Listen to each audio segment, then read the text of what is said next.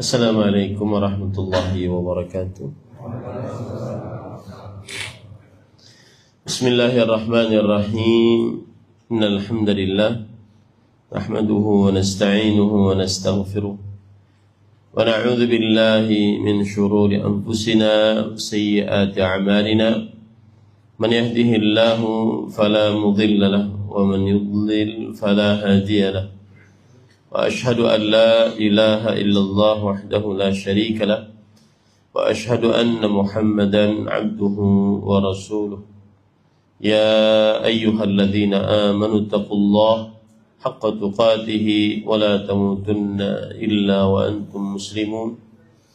Ya ayyuhan nasu taqu rabbakumul ladzi khalaqakum min nafsin wahidah wa khalaqa minha zawjaha وبث منهما رجالا كثيرا ونساء واتقوا الله الذي تساءلون به والأرحام إن الله كان عليكم رقيبا يا أيها الذين آمنوا اتقوا الله وقولوا قولا سديدا يصلح لكم أعمالكم ويغفر لكم ذنوبكم ومن يطع الله ورسوله فقد فاز فوزا عظيما. أما بعد فإن أصدق الحديث كتاب الله وأحسن الهدي هدي محمد صلى الله عليه وعلى آله وسلم وأشر الأمور محدثاتها وكل محدثة بدعة وكل بدعة ضلالة wa kullu dhalalatin finnar. Alhamdulillah, kita bersyukur pada Allah Subhanahu wa taala pada hari ini, hari yang paling mulia di dalam sepekan, hari rayanya kaum muslimin setiap pekannya, hari Jumat 27 Jumadil Ula 1446 Hijriah, bertepatan dengan 29 November 2024, kita dimudahkan oleh Allah Subhanahu wa taala untuk duduk bersama mengkaji ayat-ayat suci Al-Qur'an dan hadis-hadis Rasul sallallahu alaihi wa ala alihi wasallam dalam sebuah kajian Islam ilmiah tematik membahas tema at-tamassuk bisunnatin Nabi sallallahu alaihi wa alihi wasallam, berpegang teguh kepada sunnah Rasul sallallahu alaihi wa alihi wasallam. Salawat dan salam semoga selalu Allah berikan kepada Nabi kita Muhammad sallallahu alaihi wa alihi wasallam, pada keluarga beliau, para sahabat, serta orang-orang yang mengikuti beliau sampai hari kiamat kelak.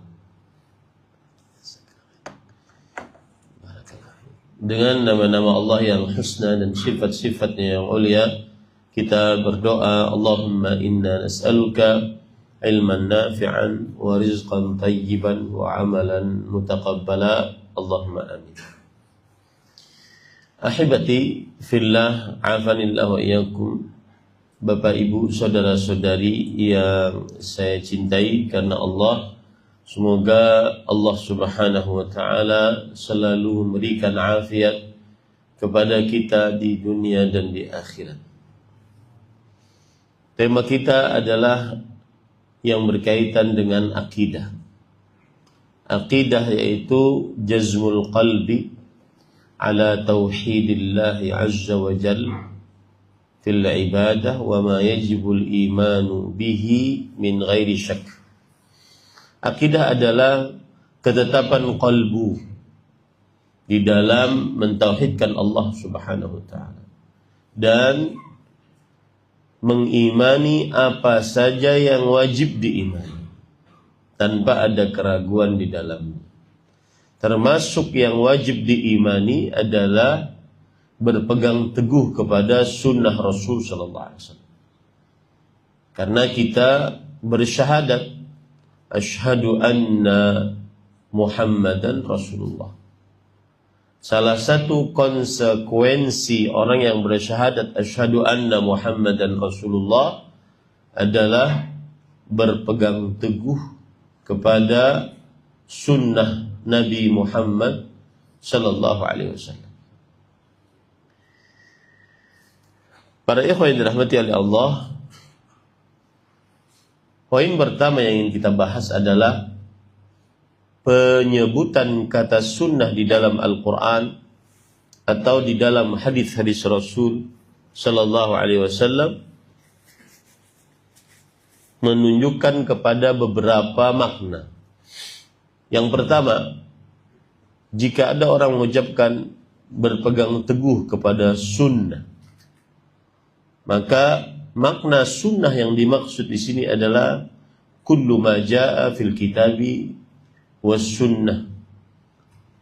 Setiap ajaran yang ada di dalam Al-Quran dan hadis Rasul sallallahu alaihi wasallam yang sahih.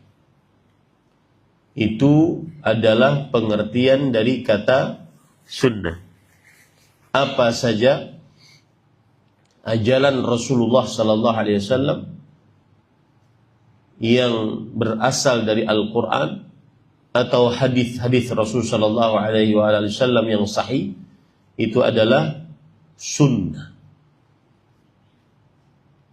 Baik yang berkaitan dengan akidah, keyakinan qalbu, atau yang berkaitan dengan ibadah, pengabdian diri seorang hamba kepada Allah, atau yang berkaitan dengan muamalah, hubungan sosial sesama manusia, atau bahkan dengan makhluk lain dari bangsa jin, kemudian hewan, dan alam sekitarnya, atau yang berkaitan dengan adab dan akhlak. Adab adalah kelakuan dan ucapan-ucapan yang baik.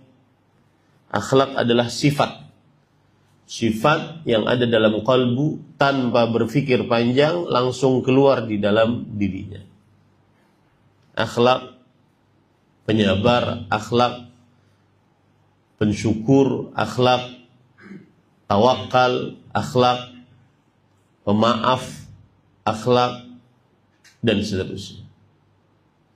Nah, itu semua apabila di dalam ajaran Rasul sallallahu alaihi wasallam diajarkan, itulah sunnah Rasul sallallahu alaihi wasallam. Jadi sunnah Rasul berkaitan dengan akidah. Akidah seperti rukun iman, seperti urusan hubungan rakyat dengan pemerintah, itu akidah. Seperti keyakinan seorang muslim terhadap sahabat Nabi, itu akidah. Seperti keyakinan seorang muslim terhadap ahlul bait, itu perkara akidah. Seperti keyakinan seorang muslim terhadap pelaku dosa besar. Ada yang mencuri AC masjid, kita apakan? Kita bunuh atau kita penjara? Dia beriman atau tidak beriman? Itu perkara akidah. Atau keyakinan seorang muslim yang berkaitan dengan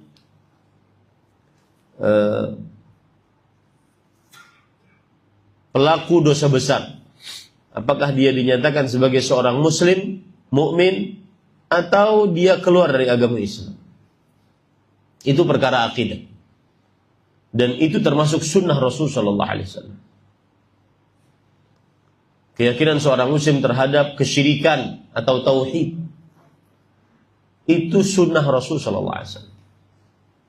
Kita diwajibkan untuk mentauhidkan Allah, beribadah hanya kepada Allah, beribadah hanya ingin dapat ridha Allah. Itu perkara akidah dan itu sunnah Rasul sallallahu alaihi wasallam. Yang berkaitan dengan ibadah, salat, puasa, zakat, haji, baca Quran, berzikir, berdoa, nyembelih, bernazar, maka itu termasuk dari perkara sunnah Rasul sallallahu alaihi wasallam. Ibadah-ibadah yang sudah diatur di dalam ajaran Rasulullah sallallahu alaihi wasallam termasuk dari sunnah Rasulullah SAW. Baik itu ibadah yang wajib atau ibadah yang sunnah, yang hukumnya mustahab, dianjurkan. Baik ibadah yang diwajibkan atau yang dianjurkan, itu sunnah Rasul Sallallahu Alaihi Wasallam. Atau yang berkaitan dengan muamalat seperti hubungan suami istri, itu sunnah Rasul Sallallahu Alaihi Wasallam. Bagaimana seorang suami lebih wajib untuk bersabar dibandingkan istrinya. Bagaimana seorang suami diperintahkan untuk berbuat baik kepada istrinya. Bagaimana seorang istri diperintahkan untuk wajib untuk menghormati dan mentaati suaminya. Itu sunnah Rasul Sallallahu Alaihi Wasallam. Apa saja hak-hak antara suami istri, dari mulai bergaul, menjaga rahasia, menjaga penampilan, itu adalah sunnah Rasul Sallallahu Alaihi Wasallam. Contoh yang lain lagi dalam perihal muamalah, hubungan orang tua dengan anak. Apa saja kewajiban sang anak terhadap orang tua, apa saja hak-hak anak yang wajib ditunaikan oleh orang tua, itu sunnah Rasul Sallallahu Alaihi Wasallam. Dari mulai mencari istri yang salihah, memberi nama yang baik, menafkahi, menyusui, memberikan pengajaran, pendidikan, adab dan adab keislaman, itu sunnah Rasul Sallallahu Alaihi Wasallam. Jadi sunnah Rasul bukan hanya urusan ibadah. Sunnah Rasul akidah, ibadah, muamalah, hubungan antar tetangga. Bagaimana tetangga yang satu di dalam rumahnya keluar suara-suara yang senantiasa mengganggu tetangga yang di sampingnya. Bagaimana sunnah Rasul Sallallahu Alaihi Wasallam bertetangga.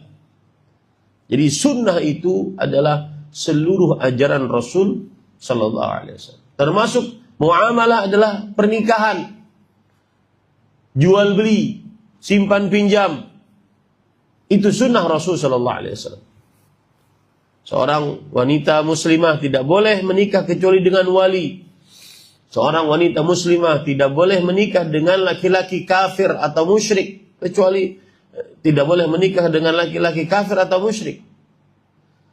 Seorang lelaki boleh menikah lebih dari 1 sampai 4. Itu sunnah Rasul Sallallahu Alaihi Wasallam.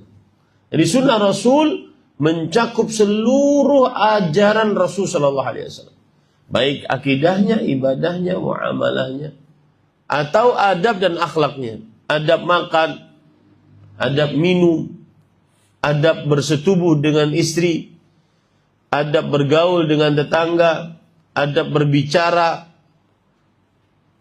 atau akhlak. Itu semuanya sunnah Rasul Sallallahu Alaihi Wasallam. Itu apabila ada orang berkata, seperti judul kita sekarang ini, berpegang teguh kepada sunnah. Sunnah yang dimaksud adalah seluruh ajaran yang diajarkan oleh Rasul Sallallahu Alaihi Wasallam, baik yang ada dalam Al-Quran atau hadis-hadis Rasul Sallallahu Alaihi Wasallam yang sahih, baik yang berkaitan dengan akidah, ibadah, muamalah, ataupun adab dan akhlak. Itu sunnah Rasul Sallallahu Alaihi Wasallam. Salat subuh berjamaah, ini sunnah Rasul Sallallahu Alaihi Wasallam. Jadi sunnah bukan hanya ukuran memanjangkan jenggot, celana di atas 2 mata kaki, bercadar, berjilbab lebar, bergamis panjang. Bukan. Sunnah Rasul seluruh ajaran Rasulullah SAW. Ini adalah arti sunnah yang pertama. Apa dalilnya? Dalilnya adalah hadis yang diriwayatkan oleh Imam Bukhari dan Muslim. Suatu saat ada 3 orang dari sahabat Rasul SAW bertamu ke rumah istri-istri Rasulullah SAW. Untuk apa? Untuk menanyakan bagaimana ibadahnya Rasulullah Sallallahu Alaihi Wasallam saat di dalam rumah. Setelah diberitahu, maka ka'annahum taqalluha, seakan-akan mereka menganggap ibadah Rasul Sallallahu Alaihi Wasallam ini sedikit. Kita kira banyak, ternyata sedikit. Lalu mereka mengambil inisiatif. Oh, mungkin Rasul sallallahu alaihi wasallam ibadahnya sedikit, li'annahu qad ghufira lahu ma taqaddama min dhanbi wa ma ta'akhkhar. Karena orangnya sudah diampuni dosanya yang terlalu yang akan datang. Jadi ibadahnya sedikit. Adapun saya, orang yang pertama, kata beliau, saya akan asumud dahra kullah. Saya akan berpuasa setiap hari. Kita kan bukan orang yang diampuni dosa yang terlalu yang akan datang. Dan kalau begitu saya akan berpuasa setiap hari. Tidak pernah tidak puasa. Setiap hari. Yang kedua mengatakan, wa ana aqumul laila kullah. Saya akan bersolat malam setiap malam. Sepanjang malam. Tidak pernah tidur. Setiap malam, sepanjang malam. Yang ketiga mengatakan, ana la atazawwajun nisa. Saya tidak akan menikahi perempuan. Tiga orang ini bercita-cita agar mulia. Agar mulia di sisi Allah Subhanahu wa taala. Datanglah Rasul sallallahu alaihi wasallam, lalu beliau menanyakan, benarkah kalian yang mengatakan seperti ini, seperti ini, seperti ini? Lalu beliau bersabda, ama wallah, ketahuilah, demi Allah, inni la atqakum akhsyakum lah. Sesungguhnya aku orang yang paling bertakwa di antara kalian kepada Allah. Paling takut di antara kalian kepada Allah. Tetapi aqumul laila wa arqud. Tapi aku sholat malam, tapi juga tidur. Ada waktu tidur, ada sholat malam. Nah, itu sunnah Rasul sallallahu alaihi wasallam. Itu sunnah Rasul sallallahu alaihi wasallam. Ada waktu tidur, ada waktu salat malam. Ya ayyuhal muzammil qumil laila illa qalil. Wahai orang yang berselimut, bangunlah di malam hari. Bangunlah berarti sebelumnya tidur. Tidak begadang semalaman. Dan para ulama mengatakan, di antaranya Imam Nawawi rahimahullah, begadang malam semalaman suntuk untuk beribadah hanya diperbolehkan saat ingin menggapai 10 malam terakhir. Menggapai Lailatul Qadar. Sunnah Rasul sallallahu alaihi wasallam kadang tidur, kadang sholat. Kemudian yang kedua, kata beliau, wa asumu wa uftir. Kadang aku berpuasa, kadang aku berbuka. Maksudnya tidak berpuasa. Bahkan disebutkan dalam beberapa riwayat, karena Nabi sallallahu alaihi wasallam yasum ka'annahu la yasum, la yuftir. Adalah kebiasaan Rasulullah SAW berpuasa. Karena keseringannya berpuasa seakan-akan beliau tidak pernah berbuka. Wa kana Nabi sallallahu alaihi wasallam yuftir ka'annahu la yasum abadan. Dan adalah Rasul sallallahu alaihi wasallam tidak berpuasa seakan-akan beliau tidak pernah berpuasa. Ini menunjukkan kadang puasa, kadang tidak. Tidak ada dalam agama Islam syariat puasa terus-menerus. Saya dulu di Pondok Tahfidz, salah satu tirakat kami adalah puasa dahar namanya, puasa setiap hari. Karena bagi kita orang yang ingin ngejar hafalan, makan itu penyakit. Karena habis makan ngantuk, itu penyakit betul. Sedangkan kita ngejar target, satu hari 2,5 lembar setoran hafalan Al-Quran. Alhamdulillah akhirnya selesai 8 bulan. Karena tadi, menghilangkan kebiasaan-kebiasaan. Dulu saya suka baca majalah bola, itu makanan saya itu, majalah bola baca. Saya hafal, klub-klub bola, pemain-pemain bola, hafal. Tapi untuk mengejar hafalan Al-Quran, saya tinggalkan hobi-hobi saya itu. Makan, terutama makan, maka sering puasa, maka dulu punya penyakit migrain. Yang jelas puasa itu, ya, termasuk sunnah Rasul Sallallahu Alaihi Wasallam adalah makan dan berpuasa. Kadang beliau puasa seakan-akan tidak pernah berbuka, kadang beliau berbuka seakan-akan tidak pernah berpuasa. Ini pembicaraannya puasa sunnah ya. Kemudian yang ketiga kata beliau, wa atazawwajun nisa, dan aku menikahi perempuan. Istri beliau 11. Meninggal sebelum beliau 3 dan ditinggal oleh beliau 9. Maka itu semua sunnah Rasulullah SAW. Meskipun berkaitan dengan ibadah atau berkaitan dengan muamalah, sunnah Rasulullah SAW. Di akhir hadis beliau berkata, faman raghiba an sunnati falaysa minni. Barang siapa yang membenci sunnahku, maka bukan dariku. Ini menunjukkan sunnah di sini artinya apa? Seluruh ajaran Rasulullah sallallahu alaihi wasallam.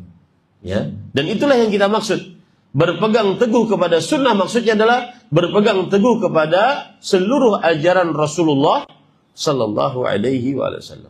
Ini istilah sunnah yang pertama. Kalau ada ustadz atau buku yang menjelaskan sunnah maksudnya adalah seluruh ajaran Rasul sallallahu alaihi wasallam. Istilah sunnah yang kedua adalah sunnah artinya hadis. Hadis itu apa? Kullu ma udhifa ila Nabi sallallahu alaihi wasallam min qaulin wa fi'lin aw taqririn aw sifatin khalqiyah aw khuluqiyah. Setiap apa saja yang disandarkan kepada Rasul sallallahu alaihi wasallam, baik berupa ucapan, perbuatan, persetujuan, kemudian sifat akhlak atau sifat jasmani, itu sudah Rasul sallallahu alaihi wasallam. Ya. Dan biasanya digandeng dengan Al-Qur'an. Seperti misalkan hadis Rasul sallallahu alaihi wasallam, ya ayuhan nas, wahai manusia, inni qad taraktu fiikum in i'tasamtum bihi falan tadhillu abada, kitab Allah wa sunnata nabiyhi sallallahu alaihi wasallam. Wahai manusia, sesungguhnya aku telah tinggalkan di tengah-tengah kalian sesuatu yang jikalau kalian berpegang teguh dengan sesuatu tersebut, maka niscaya kalian tidak akan pernah sesat selamanya. Itu janji Rasul sallallahu alaihi wasallam. Yang berpegang teguh dengan dua perkara ini tidak akan pernah sesat selamanya di dunia dan di akhirat. Apa itu dua perkara ini? Kitab Allah wa sunnata nabiyhi sallallahu alaihi wasallam. Kitabullah Al-Quran, sunnah nabinya apa tadi di sini? Hadis. Biasanya digandeng dengan Al-Quran dan hadis. Seperti misalkan kita ahlu sunnah wal jamaah berpegang teguh kepada Al-Quran dan sunnah. Sunnah yang dimaksud di sini apa? Hadis. Biasanya digandeng dengan Al-Quran. Baik. Istilah sunnah yang ketiga maksudnya adalah kebalikan dari bid'ah. Amalan ini sunnah, amalan itu bid'ah. Sunnah artinya mengikuti petunjuk Rasul sallallahu alaihi wasallam. Bid'ah artinya belum pernah dikerjakan dan belum pernah disyariatkan oleh Nabi Muhammad sallallahu alaihi wasallam. Ini istilah sunnah yang ketiga, kebalikan dari bid'ah. Rasul sallallahu alaihi wasallam bersabda dalam hadis yang diriwayatkan oleh Imam Abu Daud, "Fa innahu man ya'ish minkum fasayara ikhtilafan katsiran." Sesungguhnya siapa yang hidup di antara kalian sepeninggal Rasul meninggal, kita hidup, maka akan melihat perselisihan yang begitu banyak di tengah kaum muslimin. Perselisihan, perbedaan begitu banyak tengah kaum muslimin. Berarti para ikhwah, perselisihan itu adalah sebuah keniscayaan di tengah kaum muslimin. Karena itu kabar dari Rasulullah SAW. Dan kita wajib mempercayainya. Lalu solusinya apa? Solusinya nggak usah aneh-aneh. Fa'alaikum bisunnati. Hendaknya kalian berpegang teguh kepada sunnahku. Arti sunnah yang dimaksud di sini apa? Berpegang teguh kepada ibadah yang aku syariatkan. Ya. Kemudian Rasulullah SAW bersabda, wa sunnatil khulafa'ir rasyidin al-mahdiyyin. Dan berpegang teguh kepada sunnah para khalifah yang diberi petunjuk yang baik sepeninggalku. Siapa khalifah yang dimaksud? Abu Bakar, Umar, Utsman, Ali bin Abi Thalib. Timbul pertanyaan, apakah yang dimaksud sunnah para khalifah di sini? Apakah mereka membuat ibadah yang baru dan kita boleh mengikutinya? Karena kan Rasulullah SAW bersabda, hendaknya kalian berpegang teguh kepada sunnahku. Nah, kita pahami berpegang teguh kepada petunjuk Rasul SAW dalam ibadah.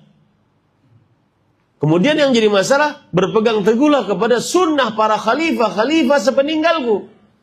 Apakah kalau begitu Abu Bakar radhiyallahu an membuat ibadah sendiri, Umar buat ibadah sendiri, Utsman buat ibadah sendiri, Ali bin Abi Thalib buat ibadah sendiri, kemudian kita boleh mengikutinya? Apakah begitu maksudnya? Tidak. Lalu apa maksudnya? Maksudnya adalah ikutilah pengamalan yang diamalkan oleh para 4 khalifah ini dalam melaksanakan sunnah. Sunnah siapa? Rasulullah sallallahu alaihi wasallam. Dan itulah yang disebut dengan dakwah salaf, mengikuti para salafus saleh, di antaranya para khulafaur rasyidin, para sahabat Nabi radhiyallahu anhu. Kemudian Rasulullah SAW bersabda, tamassaku biha, berpegang teguhlah dengannya. Nah, ini salah satu dalil tema kita, berpegang teguh dengan sunnah. Saya ambilkan dari hadis ini. Berpegang teguhlah dengan sunnah tersebut. Addu 'alaiha bin nawajid, gigit dengan gigi geraham kalian. Ya, pegang, gigit. Jadi benar-benar kuat.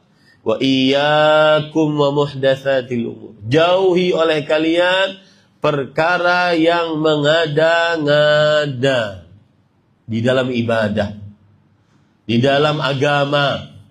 Fa inna kulla muhdatsatin bid'ah, karena setiap mengada-ngada adalah perbuatan bid'ah. Wa kulla bid'atin dhalalah, dan setiap perkara bid'ah adalah kesesatan. Baik. Berarti istilah sunnah yang ketiga adalah kebalikan dari apa? Bid'ah. Contoh, azan sebelum sholat tarawih. Azan sebelum sholat tarawih. Boleh tahu tak? Hah? Azan sebelum sholat tarawih boleh nggak? Nggak boleh. Kenapa? Tidak ada syariat dari Rasulullah sallallahu alaihi wasallam. Sholat subuh 3 rakaat. Boleh tahu tak? Nggak boleh. Kenapa? Karena tidak ada contoh dari Rasul sallallahu alaihi wasallam. Yang sunnah adalah sholat subuh 2 rakaat. Yang sunnah adalah tidak ada azan dan iqamah sebelum sholat tarawih. Paham ini? Para ikhwan yang dirahmati oleh Allah. Jadi arti sunnah yang ketiga adalah kebalikan dari bid'ah. Arti sunnah yang keempat adalah sesuatu yang sering dipakai oleh ahli fikih. Amalan ini amalan sunnah, amalan ini amalan wajib. Jadi sunnah yang dimaksud kebalikan dari wajib. Wajib apa pengertiannya? Kullu ma amara Allah bihi amran jaziman ustuhiqqa bil adzabi tarikuhu 'amdan mutlaqa. Begitu kata ulama usul fikih. Wajib adalah setiap perintah yang diperintahkan oleh Allah dengan keras, diancam dengan siksa bagi siapa yang meninggalkannya dengan sengaja. Salat 5 waktu hukumnya wajib. Berarti dia adalah perintah Allah yang diperintahkan oleh Allah dengan keras dan diancam dengan siksa bagi siapa yang meninggalkannya dengan sengaja. Nah, sunnah adalah perintah Allah juga, diperintahkan oleh Allah juga, tapi tidak dengan keras dan tidak diancam bagi siapa yang meninggalkannya dengan sengaja. Salat 2 rakaat sebelum subuh, hukumnya sunnah. Ya, kalau ditinggalkan dosa atau enggak? Paham ini para ikhwah? Itulah arti sunnah yang keempat, kebalikan dari wajib. Ya, kebalikan dari wajib. Berarti kalau saya ringkas, arti sunnah ada 4. Yang pertama, sunnah artinya adalah seluruh apa? Ajaran Nabi Muhammad sallallahu alaihi wasallam. Yang kedua, arti sunnah adalah hadis Rasul sallallahu alaihi wasallam. Biasanya orang mengucapkan permasalahan ini berdasarkan Al-Qur'an dan sunnah. Sunnah yang dimaksud di sini apa? Hadis. Yang ketiga, kebalikan dari kata bid'ah. Bid'ah adalah sesuatu amalan yang tidak disyariatkan dalam syariat Islam. Sedangkan sunnah adalah sesuatu amalan ibadah yang disyariatkan dalam syariat Islam. Kemudian yang keempat, arti sunnah adalah apa? Kebalikan dari wajib. Wajib adalah sesuatu yang diperintahkan dengan perintah yang keras, diancam dengan siksa bagi siapa yang meninggalkannya. Salat wajib, puasa wajib, haji wajib bagi yang mampu, umrah wajibah bagi yang mampu, jihad wajib jika ada keadaan yang mewajibkannya. Maka kebalikan dari itu, puasa sunnah, salat sunnah, jihad sunnah, sedekah sunnah, ya, umrah sunnah, haji sunnah, dan seterusnya. Ya. Menikah rabi wajib atau ora? Hah?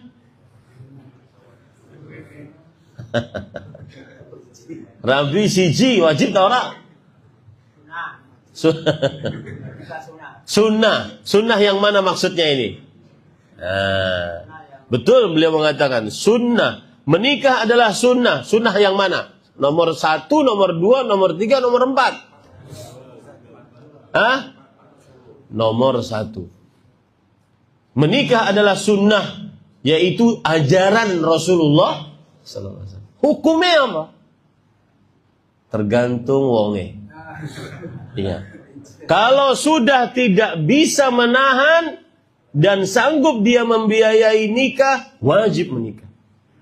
Saya dulu ketika umur 27, saya menikah umur 27. Itu lihat perawan, perempuan gemetar. Sudah enggak tahan. Sampai minta sama mama saya, "Mak, nikahkan, Mak." Rondo ora apa-apa. Nikahkan, Mak. Karena udah enggak tahan. Saat itu wajib. Begitu juga poligami. Poligami hukumnya berputar pada hukum antara wajib, sunnah, bisa makruh, bisa haram, bisa mubah. Ya, dilihat maslahatnya. Baik. Sekarang para ikhwan yang dirahmati oleh Allah, saya akan sebutkan beberapa dalil dari Al-Quran, hadis Rasul, perkataan para sahabat tentang wajibnya berpegang teguh kepada sunnah. Kalau saya yang maksud di sini berarti apa? Wajibnya berpegang teguh kepada sunnah maksudnya apa?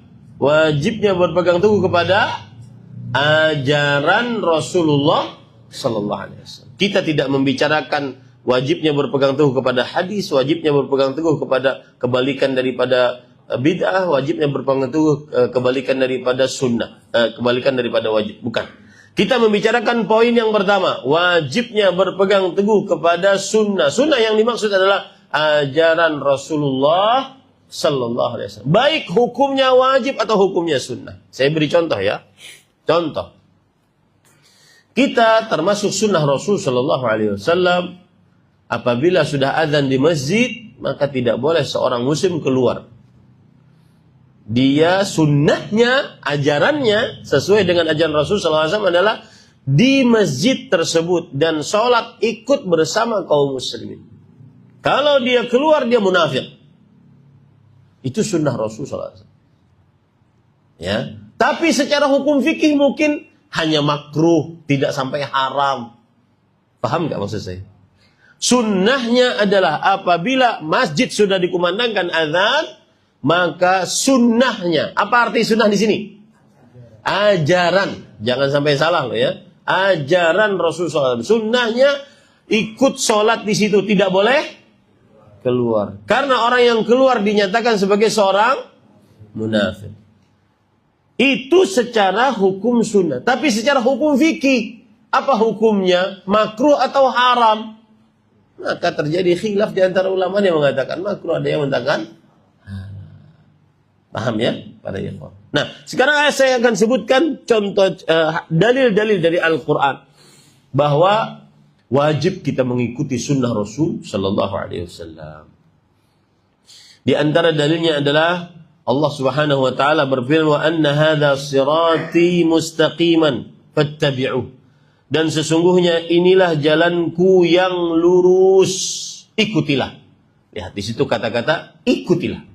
Inilah jalanku yang lurus. Rasulullah SAW pernah menggaris di atas tanah, garis lurus.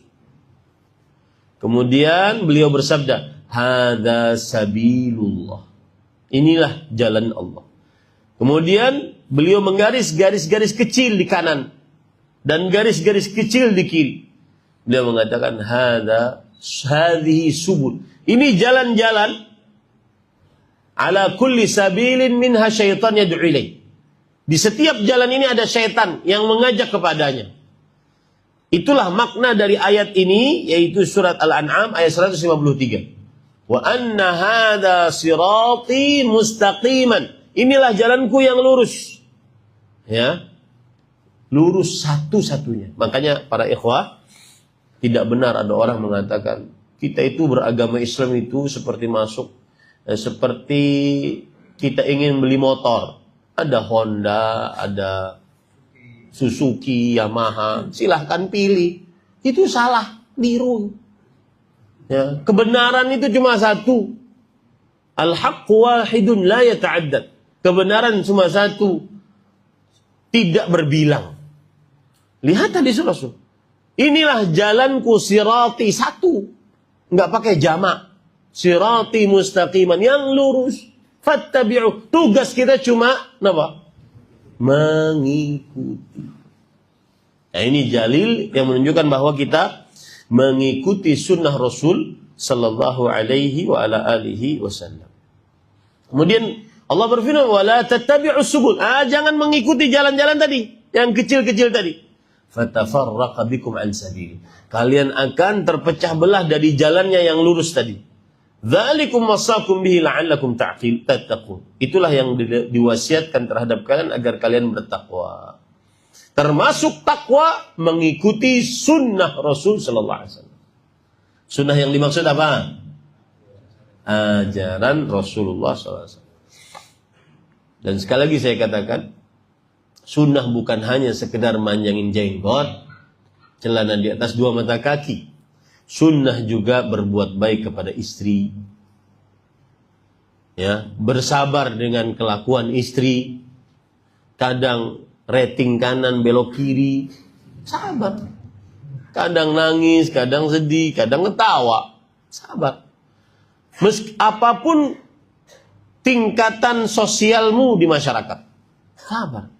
Coba saya beri contoh ya. Rasul Shallallahu Alaihi Wasallam, beliau itu kalau di kita pemimpin negara dan kiai paling tinggi ilmunya. Tapi apakah pernah istri-istri Rasul SAW mengangkat suara di hadapan Rasulullah SAW? Pernah. Apakah pernah istri-istri Rasul memboikot Rasulullah SAW di atas ranjang? Pernah. Maksudnya, aku mau digaulin ya. Pernah. Tetapi lihat sikap Rasulullah SAW. Apakah beliau pernah mengatakan, macam-macam ya, pemimpin negara loh. Saya pimpinan pesantren, kiai loh. Gak ada. Beliau sabar. Bahkan pernah suatu ketika Aisyah radhiyallahu anha mengangkat suara di hadapan Rasulullah SAW. Datang Abu Bakar As-Siddiq, bapaknya Aisyah radhiyallahu anha. Kemudian ingin digambar oleh Abu Bakar As-Siddiq, anaknya. Karena semena-mena terhadap Rasulullah SAW. Lalu Rasulullah SAW menepis tangannya. Da'ha. Tinggalkan dia. Kemudian beliau berkata kepada istrinya, "Najaituki minhu." Aku sudah selamatkan engkau darinya. Sang istri apa? Ketawa.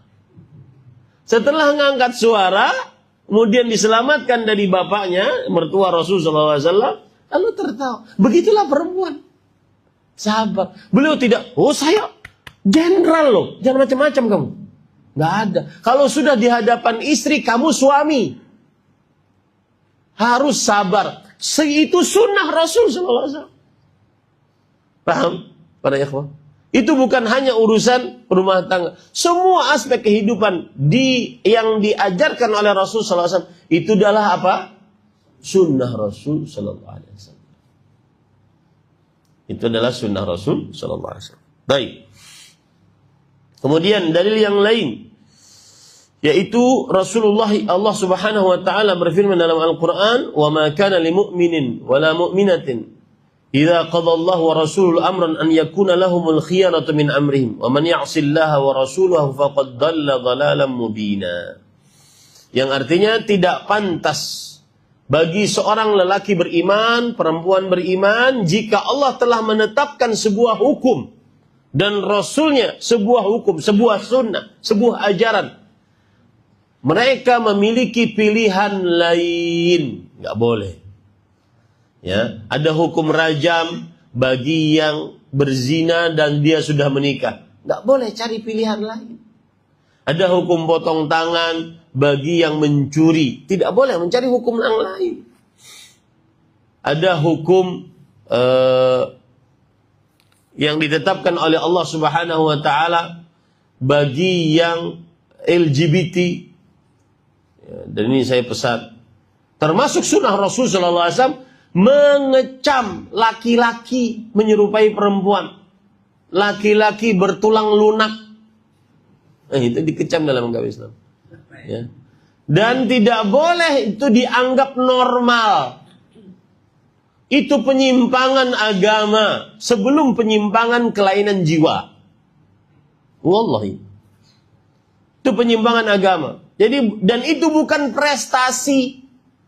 Karena ada kadang-kadang di video-video di media sosial, lihat bibit unggul. Laki-laki bertulang lunak kok dibilang bibit unggul, gimana ceritanya? Nggak boleh.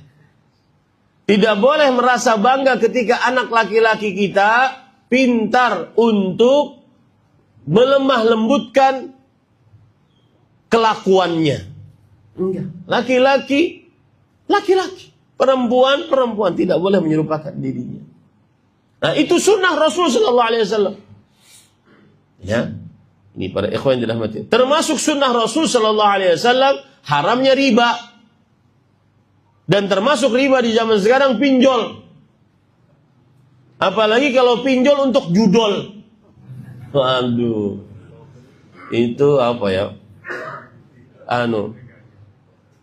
Lari, dikejar anjing, masuk got ke tempat tangga, di got kena kotoran. Nah itu persis itu.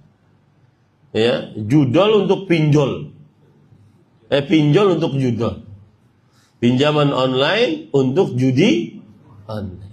Haram hukumnya, dosa besar. Lebih besar daripada berzina dengan ibu kandung. Tapi dianggap biasa. Sunnah Rasul sallallahu alaihi wasallam jika sudah menetapkan haram, maka tidak boleh ada memilih pilihan lain. Ya. Kalau memilih pilihan lain pasti sesat dengan kesesatan yang nyata. Buktinya sekarang. Ya. Orang bunuh diri gara-gara terjerat pinjol. Orang stres gara-gara judol. Judol itu menang ketagihan, kalah penasaran. Gitu. Dan yang sangat menyedihkan, kadang-kadang yang ngaku sudah kenal dakwah sunnah, karena kepepet Ustaz, harus pinjol. Ada orang yang berkata, Ustaz ini kok cuma bisanya mengharamkan. Solusinya apa?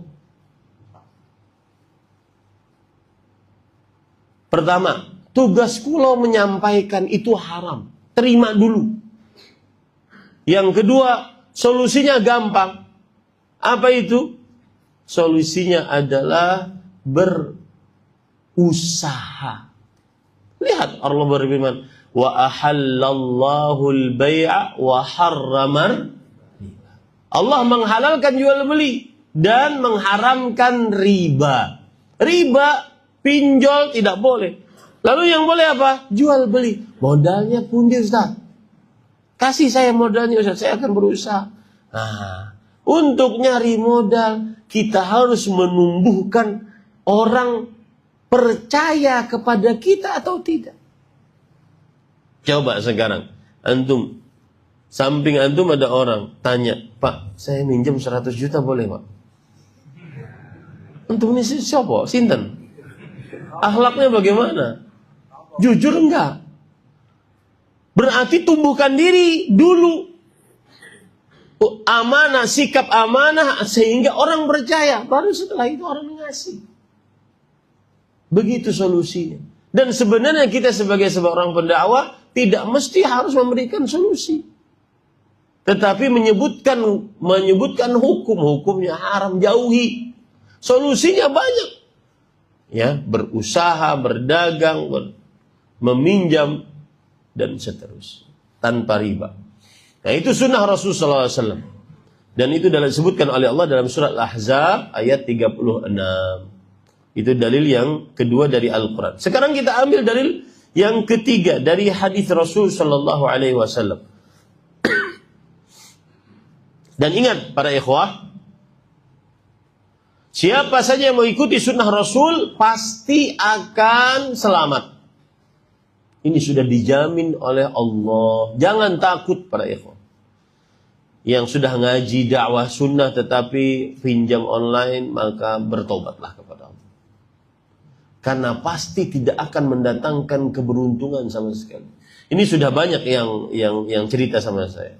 Saya Ustaz sudah kenal dakwah, saya sudah mulai pengajian, tapi karena kepepet Ustaz, saya harus pinjol Ustaz. Maka yakini baik-baik, jangan pernah masuk ke dalam riba, hidupmu akan bahagia. Jangan pernah kepepet bagaimanapun, apalagi tidak kepepet, apalagi hanya pura-pura kepepet. Karena sebagian orang itu pura-pura kepepet. Kenapa? Karena ingin ganti motor, tetangganya sudah ganti motor, dia belum. Gaya hidup. Gak boleh begitu. Lihat apa dalil bahwasanya kalau orang mengikuti sunnah pasti selamat dunia akhirat. Yang tidak mengikuti sunnah pasti sengsara. Allah Subhanahu wa taala berfirman dalam surat Taha, "Wa man ittaba'a hudaya fala yadhillu wa la yashqa." Barang siapa yang mengikuti petunjukku maka tidak akan sesat dan tidak akan sengsara. Sesat di dunia, sengsara di akhirat. Surat Taha ayat 123. Hadis Rasul sallallahu alaihi wasallam. Beliau bersabda agar kita mengikuti sunnah Rasul sallallahu alaihi wasallam, yaitu di antaranya adalah yang sudah saya sebutkan tadi, hadis riwayat Imam Abu Daud. Fa'alaikum bisunnati, hendaknya kalian berpegang teguh kepada sunnahku. Itu hadis yang menunjukkan bahwa wajib kita untuk mengikuti sunnah Rasul sallallahu alaihi wasallam. Begitu juga hadis riwayat Imam Muslim. Beliau bersabda, "Fa inna khairal hadithi kitabullah wa khairal hadi hadi Muhammadin sallallahu alaihi wasallam." Sebaik-baik ucapan adalah Al-Qur'anul Karim. Dan sebaik-baik petunjuk adalah petunjuk Nabi Muhammad sallallahu alaihi wasallam. Wa syarrul umuri muhdatsatuha, dan seburuk-buruk perkara adalah yang mengada-ngada. Ini dalil yang menunjukkan bahwa kita wajib berpegang teguh kepada sunnah Rasul sallallahu alaihi wa ala alihi wasallam. Kemudian para ikhwan yang dirahmati Allah, dalil yang lain, Rasul sallallahu alaihi wasallam bersabda, "Ma nahaitukum anhu fajtanibu." Apa saja yang aku larang atas kalian jauhi. Itu sunnah Rasul sallallahu alaihi wasallam. Apa yang dilarang oleh Rasul sallallahu alaihi wasallam jauhi. Wa ma amartukum bihi minhu fa'tu minhu mastata'tum. Apa saja yang aku perintahkan, kerjakan sesuai dengan kemampuan kalian. Itu adalah hadis Rasul sallallahu alaihi wasallam yang menunjukkan bahwa kita wajib berpegang teguh kepada sunnah Rasul sallallahu alaihi wasallam. Al-Qur'annya sudah, hadisnya sudah, perkataan para sahabat. Perhatikan, para sahabat Nabi, di antaranya Abdullah bin Mas'ud. Siapa beliau? Radhiyallahu anhu. Abdullah bin Mas'ud ahli Quran, katabatil wahyi, penulis wahyu. Bahkan beliau sebelum mushaf dihancurkan, beliau punya mushaf sendiri. Karena beliau langsung mendengar dari Rasulullah SAW, ahli tafsir. Beliau berkata, ittabi'u, ikutilah sunnah, wala tabtadi'u, dan janganlah berbuat bid'ah. Faqad kufitu. Sudah cukup bagi kalian. Tugas kita ini Pak, di dunia mengikuti Rasulullah SAW. Allah mengatakan dalam Al-Quran, Innallaha wa malaikatahu yusalluna ala nabi, ya ayyuhalladzina amanu sallu alaihi wa sallimu taslima. Seperti hari Jumat ini. Perbanyaklah salawat. Rasulullah SAW bersabda, "Inna min afdali ayyamikum yaumul jum'ah." Sesungguhnya hari yang paling utama bagi Allah hari Jumat. Fa'akthirus salata fihi alayya. Perbanyaklah bersalawat di dalamnya atasku. Ini challenge, tantangan bagi kita hari ini. Coba, berapa banyak salawat yang kita ucapkan dengan lisan kita. Itu sunnah Rasul SAW. Berpegang teguhlah kepadanya. Di hari Jumat berbanyak salawat. Tapi jangan berbuat bid'ah dalam salawat. Seperti soldut, salawat dangdut. Jangan. Karena sunnahnya cuma bersalawat. Tidak ada salawat dangdut. Paham maksud saya?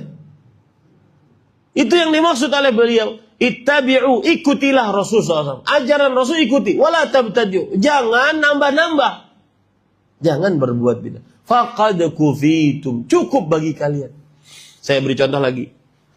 Sunnah Rasul SAW adalah berzikir. Rasul SAW bersabda, "Mathalul ladzi yadhkur rabbahu wal ladzi la yadhkur rabbah kamathal hayyul mayyit." Perumpamaan orang yang berzikir dengan orang yang tidak berzikir seperti orang yang hidup dan orang yang mati.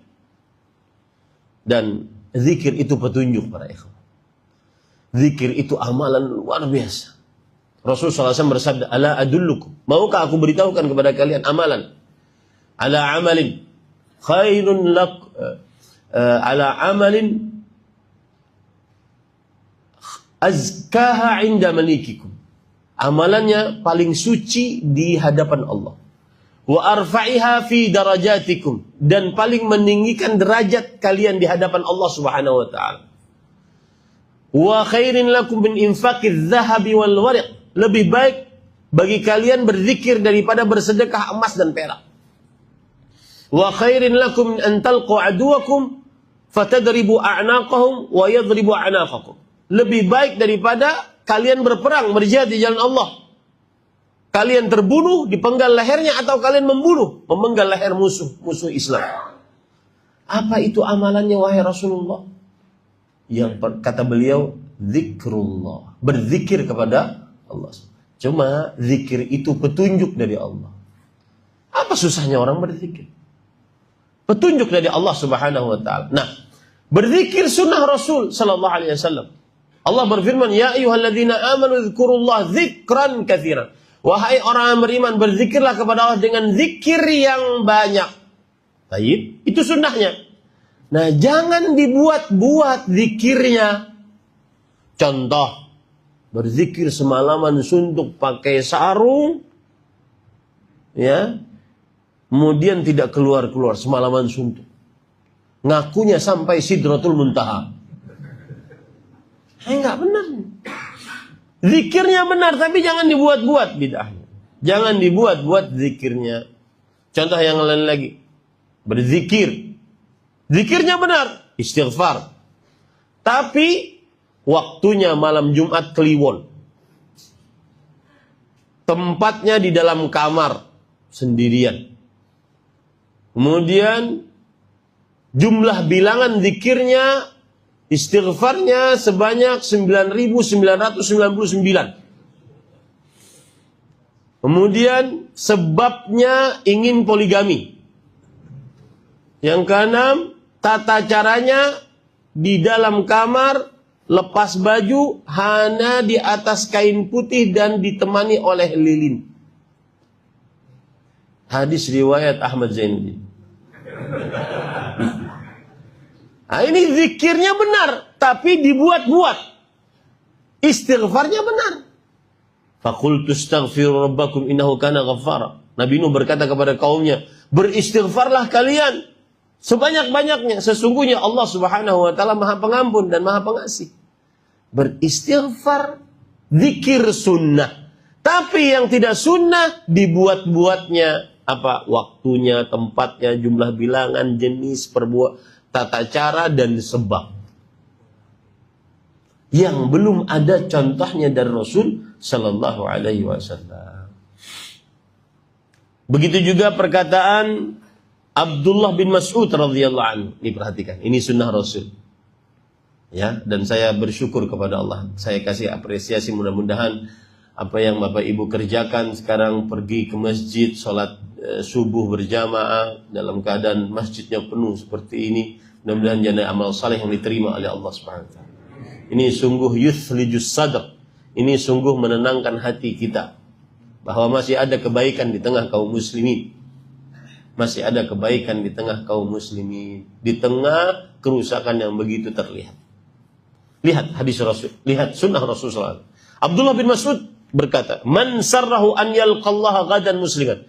Siapa yang ingin bertemu dengan Allah nanti di hari kiamat dalam keadaan muslim, falyuhafidh ala haula'is salawat. Jagalah selalu sholat 5 waktu. Di mana menjaganya? Haitsu yunada bihinna. Di mana sholat tersebut dikumandangkan untuk dikerjakan. Berarti menjaganya di mana? Di masjid. Terkhusus bagi laki-laki. Itu sunnah Rasul sallallahu alaihi wasallam. Ya. Nah, ini beda permasalahan kalau kita berbicara tentang fikih.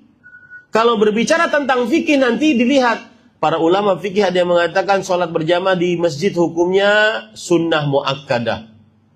Ada hukumnya sunnah saja. Ada hukumnya wajib. Ada hukumnya bahkan syarat sahnya sholat. Itu kalau dilihat dari hukum fikih. Kita tinggalkan itu. Kita katakan bersolat laki-laki dewasa muslim balik berakal berjamaah di masjid adalah apa? Sunnah. Jangan pakai kata wajib. Tapi sunnah Rasul sallallahu alaihi wasallam. Karena kalau kita katakan wajib itu nanti masuk ranah apa? Fikih. Fikih enggak selesai-selesai. Ya. Karena di dalam mazhab Syafi'i sendiri salat sunnah berjamaah bagi laki-laki hukumnya apa? Sunnah. Makanya jarang ke masjid. Karena masih dianggap sebagai sunnah yang kebalikan dari wajib. Apa arti sunnah kebalikan dari wajib? Perintah yang tidak ditekankan dan jika ditinggalkan tidak diancam siksa. Tapi kalau kita berbicara lewat perkataan sholat sunnah, sholat berjamaah di masjid bagi laki-laki yang muslim balik berakal adalah hukumnya disyariatkan dan itu adalah sunnah Rasul SAW. Maka kita akan apa? Semangat mengerjakannya. Ya. Dan ini para ikhwah kunci sukses. Saya punya anak perempuan, bapak-bapak juga punya anak perempuan. Kita ingin besan kita dan juga menantu kita orang yang menjaga sholat. Salah satu tanda anak ini cocok untuk menjadi suami adalah laki-laki yang selalu menjaga sholat. Ada perkataan dari Imam Abu Aliyah, seorang tabi'i. Beliau mengatakan begini, perhatikan perkataannya menarik. Dan ini bisa diterapkan. Kata beliau, "Rahaltu ayyaman fi talabil hadis." Aku bersafar berhari-hari dalam mencari hadis Rasul sallallahu alaihi wasallam. Maksudnya mencari guru. Fa idza ji'tu, kalau aku datang kepada sebuah guru, atafaqqadu salatah. Aku perhatikan salat sang guru ini. Aku perhatikan salat sang guru ini. Ya. Fa in dayya'aha taraktuha. Kalau dia menyia-nyiakan salat, maka aku tinggalkan dia. Wa in aqamaha aqamtu indahu. Kalau dia menjaga salat berjamaah tepat pada waktunya, maka aku akan diam bersamanya. Kemudian beliau mengatakan, huwa lima siwaha adhiya'u. Guru agama kalau seandainya sudah melalaikan perkara salat, suka tidak berjamaah di masjid, terlambat salat berjamaah, tidak mengerjakan qobliyah ba'diyah, maka orang seperti ini untuk perkara-perkara lainnya pasti dia juga menyia-nyiakan. Lebih menyia-nyiakan lagi. Salat saja tidak dijaga apalagi istrinya. Nah, itu Pak, salah satu kiat mencari besan, mencari menantu. Lihat salatnya. huwa lima siwah adhi'u. Orang ini kalau dia melalaikan sholat, maka selain lainnya juga dia lebih akan lalaikan. Maka jagalah sholat. Itu sunnah Rasul SAW. Sholatlah di masjid berjamaah bagi laki muslim balik berakal. Selain wanita yang haid dan nifas. Itu sunnah Rasul SAW. Sunnah di sini maksudnya apa? Ajaran Rasul. Jangan berbicara lewat apa? Fikih. Karena kalau berbicara lewat fikih nanti kita akan meremehkan, sebagian akan meremehkan apa? Sunnah Rasul. Hukumnya cuma sunnah kok, gak wajib. Ya, paham ini para ikhwan? Berbicara lewat sunnah. Kemudian beliau mengatakan, fa innallaha syar'a li nabiyikum sunanal huda. Allah mensyariatkan untuk nabi kalian petunjuk-petunjuk yang lurus. Wa innahunna min sunanil huda. Dan sesungguhnya salat 5 waktu di masjid termasuk sunnah Rasulullah SAW yang lurus. Walau annakum sallaitum fi buyutikum. Jika kalian salat di rumah-rumah kalian. Kama yusalli hadzal mutakhallifu fi baiti. Sebagaimana orang yang tidak mau salat berjamaah di masjid. La taraktum sunnata nabiyikum. Sungguh kalian telah meninggalkan sunnah nabi kalian. Walau taraktum sunnata nabiyikum la dhalaltum. Kalau kalian meninggalkan sunnah Nabi kalian, sungguh kalian akan sesat. Berarti kalau antum ditanya sekarang, sholat laki-laki balik muslim berakal di masjid, apa jawabnya? Sunnah Rasul. Kalau berbicara fikih iya, ada yang mengatakan wajib, ada yang mengatakan sunnah tidak wajib, ada yang mengatakan sunnah muakkadah. Paham sekarang pembicaraannya? Ya. Jadi kalau orang berbicara masalah akidah ini sunnah Rasul, dia tidak membicarakan hukum fikihnya. Dia tidak membicarakan itu. Ya. Ini para ikhwan yang dirahmati oleh Allah. Terakhir, perkataan Abdullah bin Umar radhiyallahu anhu. Abdullah bin Umar ini orang yang paling semangat mengikuti sunnah Rasul SAW. Bahkan beliau kadang-kadang mengerjakan sesuatu, mencontoh Rasul SAW, meskipun beliau tidak ada hajat seperti itu, untuk itu. Tapi karena Rasul SAW mengerjakannya, beliau mengerjakannya. Nah semestinya hidup kita begitu Pak. Apa-apa sesuai dengan sunnah Rasul. Apa-apa sesuai dengan sunnah Rasul. Dari mulai bangun tidur sampai bangun tidur kembali. Ya. Dalam hadis yang diriwayatkan oleh Imam Muhammad bin Nasr al-Marwazi dalam kitabnya Sunnah, beliau mengatakan, Abdullah bin Umar mengatakan radhiyallahu anhuma, kullu bid'atin dalalatun wa in ra'ahan nasu hasan. Setiap bid'ah yang tidak sesuai dengan sunnah sesat. Meskipun orang-orang menganggapnya baik. Ini perkataan muridnya Rasulullah SAW. Otomatis beliau mendapatkan ajaran tersebut dari siapa? Gurunya Rasulullah Sallallahu Alaihi Wasallam. Ini yang bisa disampaikan.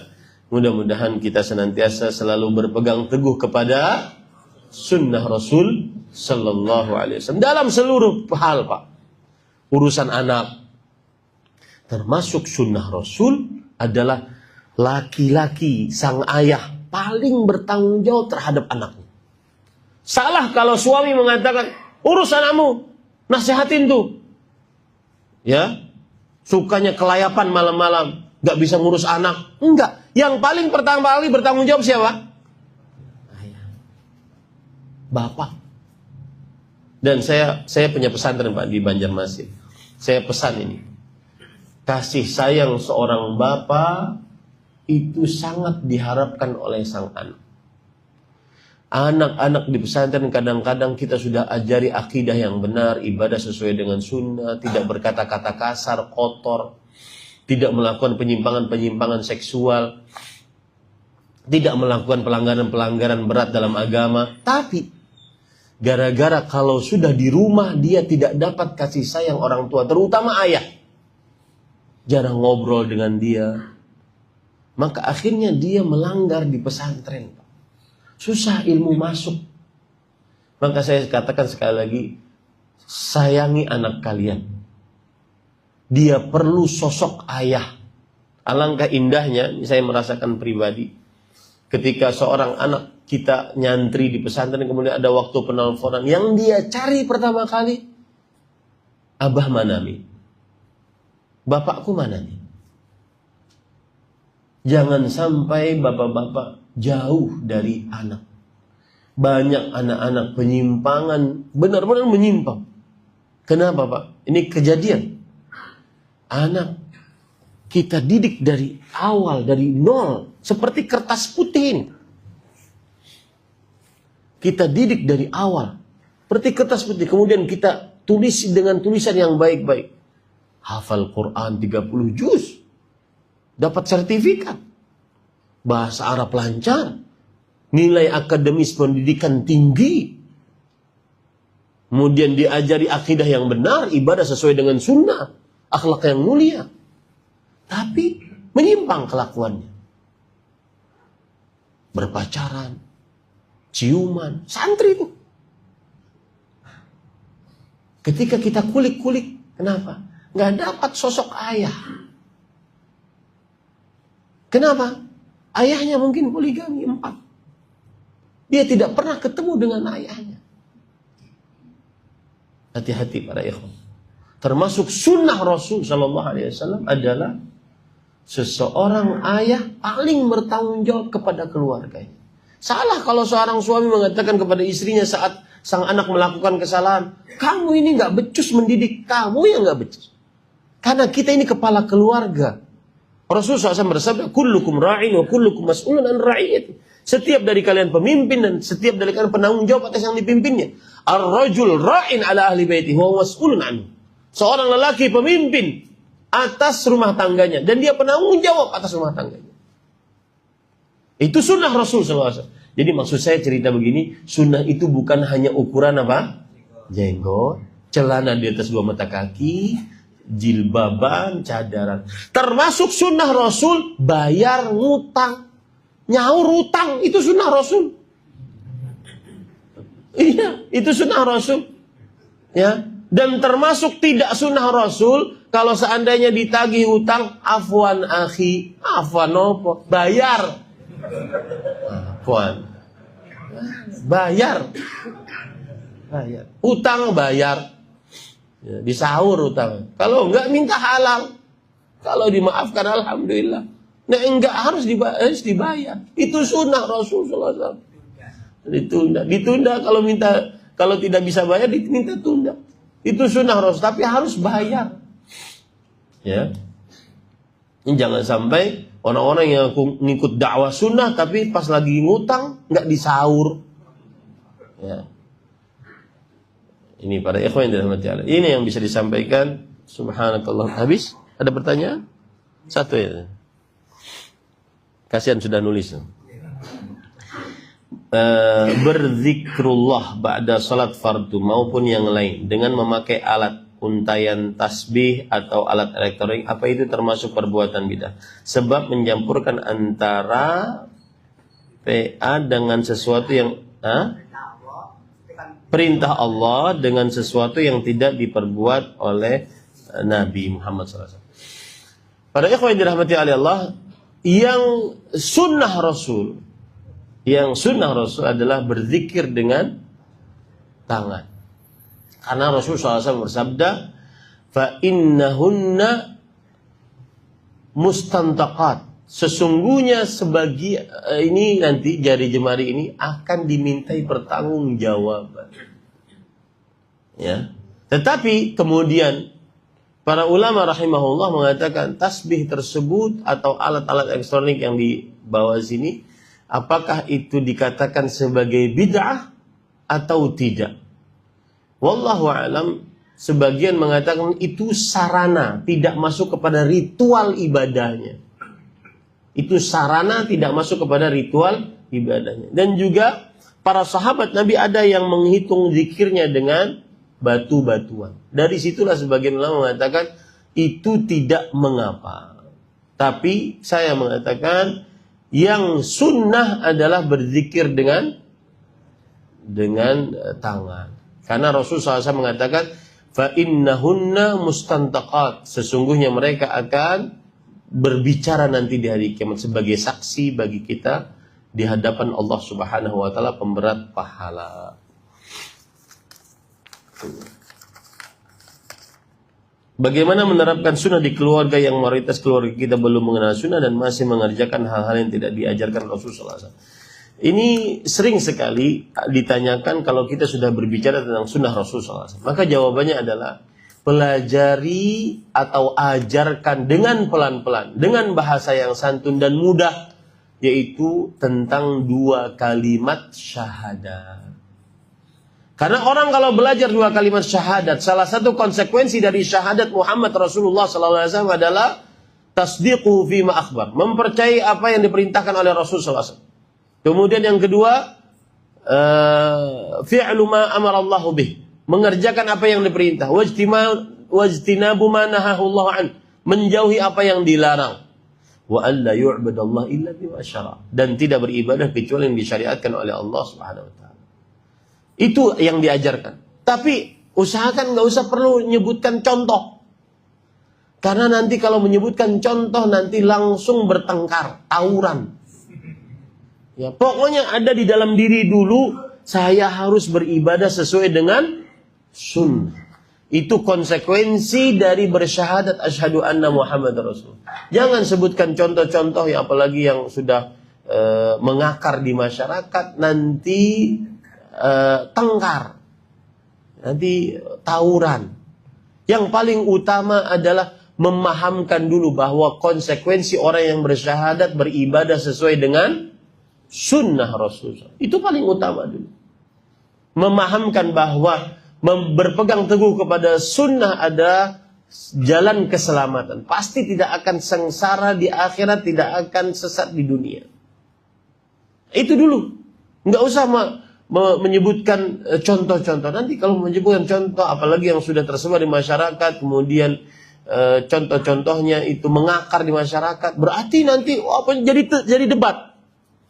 Ya, susah diterima dakwahnya. Dan yang kedua, berdoa. Wallahi para ikhwah, saya pengalaman pribadi. Ada orang yang paling dekat dengan saya, dan kita sangat hormati. Dulu akidahnya tidak sesuai dengan sunnah. Sampai beliau bilang begini, Din, ini yang minum ini bukan ini, menyebutkan keluarga saya, bukan ini, tetapi yang minum Allah Subhanahu wa taala. Berarti apa akidahnya? Wahdatul wujud. Kaula Gusti manunggaling kaula Gusti. Itu kan luar biasa penyimpangannya. Ngaku Tuhan. Maka apa yang harus saya katakan? Apakah saya misu-misu, marah-marah? Enggak. Minta sama Allah. Waktu itu saya masih kuliah di Madinah. Setiap Jumat ba'da asar sebelum maghrib doa sama Allah. Doa, ya Allah, beri petunjuk kepada orang yang saya cintai. Beri petunjuk.